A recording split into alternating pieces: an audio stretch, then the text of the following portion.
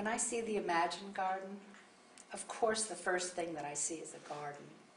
And the garden has these symbols of the different religions, as I mentioned before. It has a beautiful waterfall and a gazebo and places for people to gather. That's the obvious thing about the Imagine Garden, but what I really see when I see the Imagine Garden is that it's a focal point. It's a point toward which a person, people of any religious faith, can focus their intention and their commitment to be in prayer for the world that could be kinder and gentler. And so in addition to being a physical location and actually a series of Imagine Gardens throughout the world is what I foresee. And anybody I've ever explained the vision to starts wanting to explore how can we have an Imagine Garden where we live? How can we use an existing garden? How can we take the elements of our existing garden and put in the elements that would help it qualify as an Imagine Garden? But beyond that, what I see is that it is this focal point because of the prayer, may every mind remember God, may every mind awaken. And what I know from my study in the field of consciousness is that when there is a single focal point and many people are focusing upon it, that there builds a consciousness that in and of itself begins to live and begins to affect people.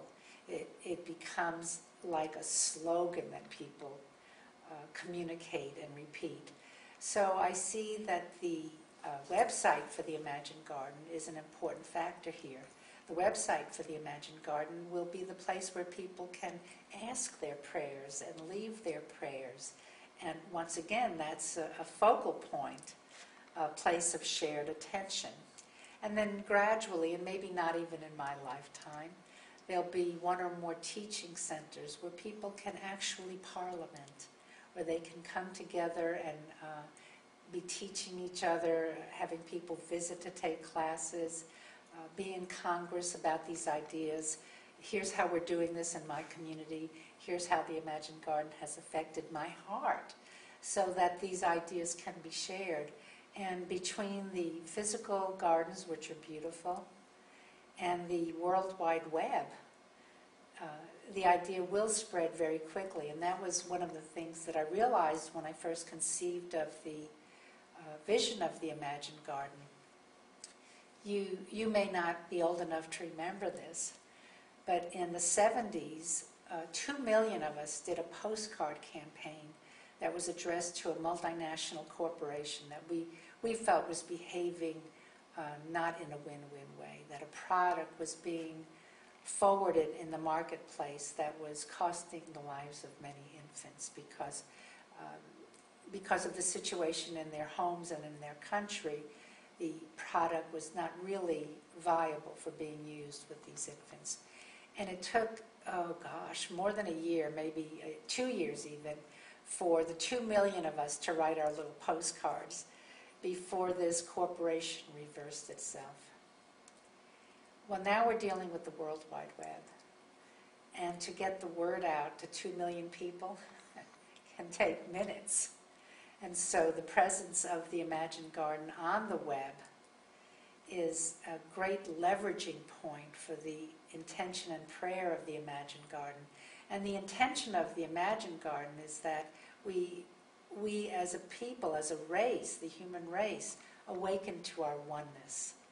That beyond the superficial differences that we can see and that we can hear when someone talks about their maybe specific religion or their growing up experience or their finances or their lifestyle or whatever, that beyond those differences that we're far more the same than we are different. And so part of the purpose, the holy purpose to me of the Imagine Garden is for more and more people to awaken to their oneness. And it doesn't take everybody doing this, it just takes a critical mass. It just takes a certain number of people who say, yeah, I could do this. I could spend a few minutes in prayer every day. Yeah, I could do this. I could forward this email attachment. I could talk with my botanic garden and see how we can dedicate an area to an imagined garden. I can send the URL for the garden on to my friends and say, well, what do you think about this? And within days, millions of people would be reached. And perhaps within days, millions of people would be enrolled in praying the prayer, may every mind remember God. And if you happen to be Buddhist, you might say, may every mind awaken. Because being a Buddhist, you're not deistic. But the prayer of the garden is such that anyone can absorb it and then express it in their own belief, in their own way of thinking. It's the entire concept and all of the elements of the garden are very reverential toward all people, that there's an increasing knowing within me and within many people that diversity is part of our richness of human capital, that the diversities are here for a blessing, and that as we learn how to honor each other and to interface with each other in a way that invites exploration and common ground and common understanding, that we can create a reality on this beautiful garden that is called planet Earth, that is unlike anything we've seen before. And another aspect of that is that it's not just about religious tolerance or religious acceptance. Think about when someone is really remembering God, they're kinder to children, they're kinder to their spouse, they're kinder to the person in the elevator and the person in the checkout line. And I have heard people say, well, those people who flew the planes into the towers, they thought they were remembering God. Now, I'm not an expert on religion, but I know that when people are remembering God, that they display a certain spirit. So if I were a Christian person, which I'm not, I would say, well, when a person is remembering God, they would remember different choices, and their behavior would resemble the fruits of the Spirit. They would be kind, and they would be merciful, and they would be gentle. If I were a Muslim person, and I'm not, when I would say Allah, that my whole heart and my mind is turned toward Allah, then when I'm remembering Allah, what I know is that Allah is the breath that breathes me, and it breathes you also. So I remember that we're just one. And so it's so much more than just tolerating each other.